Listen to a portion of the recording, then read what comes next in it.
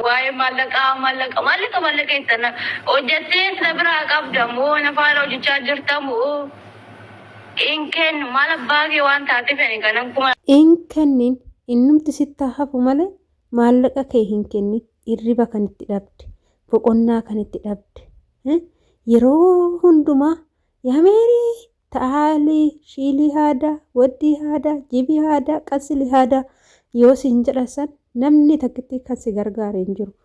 Kophuma kee gola madaamii san keessa dandeessan jechuudha. Kanaafuu namni maallaqaaf jedhee sinitti dhufe maallaqni hin jiru. Baas salaama karaan bal'aadha jedhaani.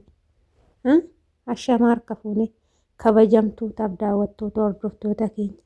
Nageenyi koo kan jaalalaa fi kabajaa bakkaa fi lafa jirtanitti isiniif haa baay'atu.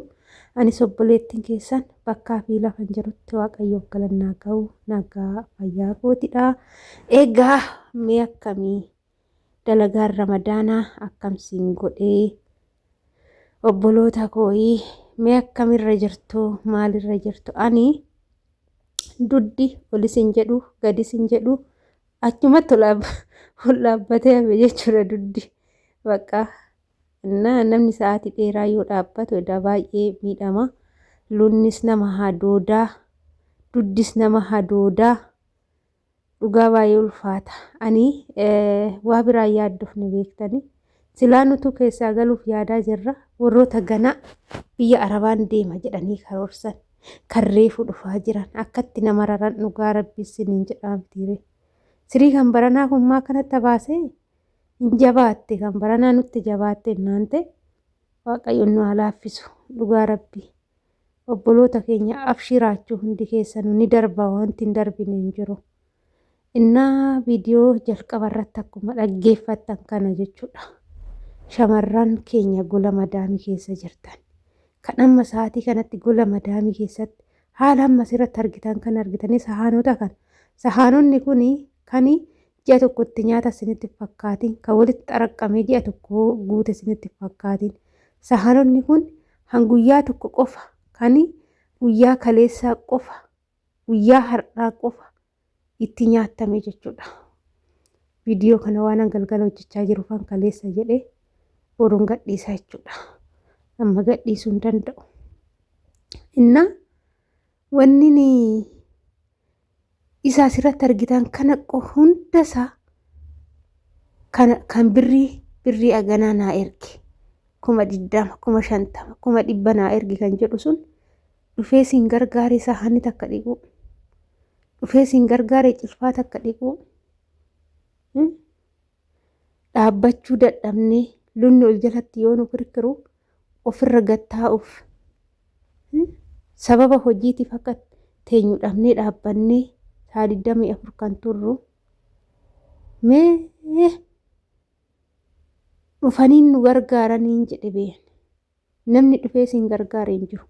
Kophaa keechan ciniinnattaniiti kana hundumaayyuu ciniinnanneetu jechuudha kan hojjennee dabarsinu. Kanaafuu abbaan fedhe dhufee birrii yoo siniin jedhe maallaqa keechan gubata ibiddaadha keessa jirtan kana har'a kan hojjechaa jirtan kana keessaa gallee lammata biyya arabaa maqaan dhufnu biyya arabaa hin dhufnu biyyatti jiruu gaarii jiraanna yoo jettan har'a maallaqa keechan irratti du'aa qabadhaa. Har'a ija banadhaa. Har'a of baraa. Yoo har'a of hin barre kanumti tokko dhufee ji'a tokko ji'a lama sitti haasa'ee sababa lafaa guuree bilbilli kiyya tabalaasha'e yoo jedhe bilbilatti bittanii xiqqoo yoo ture na dhukkubee mana yaalaa yoo jedhe birrii itti ergitanii mana yaalaa deemee mana yaalaa maal deemaa mitinni fakkeenya kan ta'e inni sababa dhibba yoo isinitti dhiyeessu isin isuma jala deemtanii maallaqa hin ergitu yoo ta'e nama hin taatan. Eegalee namni jaalalaa isinitti dhufee sagal maallaqa isin gaafatu faashinii nama Itoophiyaa keessatti maal jedhu beektanii dhiirri hin jiru dhiirri wuddiidha. Dhiirri hundumtuu deemee jira gara saraawitii. Kanaafuu shamarri rakkattee jirti. Maaltu garagaree ilaala? Dhiira argachuun guddaadha namoonni jedhanii astesaasabii xixiqqishuu sammuu isaanii keessatti yaadanii jiru. Shamarran keenya garuu dhiira dhabnattanii tasallee akkasitti yaadinaa jechuudha. Dhugaa yeroo ammaa kana kan ollaan irra teechee ijoollee janajjanaa jirtu daa'imman waggaa 18 hin guunnedha. Bilbila tachii silaa rabbitu biyya keessatti akkanatti roobse midhaan kumtaala 2 kumtaala 3 gurguraniit bilbila tachii san bitatu jechuudha.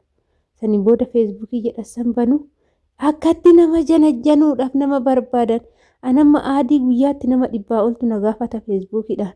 Ani feesbuukii sababuma aadii na gaafataniif sababuma misinjeriidhaan aadii na gaafatanii fiiganii misinjeriidhaan natti qaxaqqataniif feesbuukii seenu jechuudha. Nan dheecha du'aa badiidhaaf akka namni onlaayinii irratti na arguun barbaadu. Yoo onlaayinii irratti na argan nama 20 gizee tokko dawwala. Namni 50 gizee 2 dawwala. Ani kana hunda keessummeessee danda'a.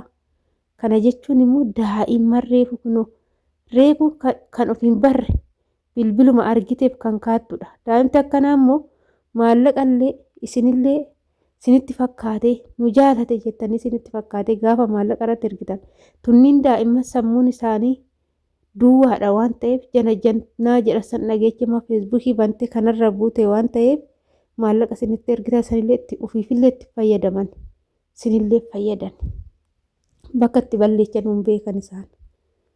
Kanaaf hadaraa kechan shamarran biyya arabaa hojjettan hundi keessanuu nuti nama nu madaalu dhiira bilchaate yoo xiqqaate nama umuriidhaan waggaa 2 ol nu caalutu bultiidhaan nu ta'a malee daa'imman amma lafaa dhufti kan reefu ol adeemtuun tunniin bultiidhaan nuuf hin taatu. Jammar shamarri dhiira caaluun hin toltu waan ta'eef hadaraa kechan gizee onlaayiniidhaan nama dubbistanis namni nama ta'eef miti jechuudha.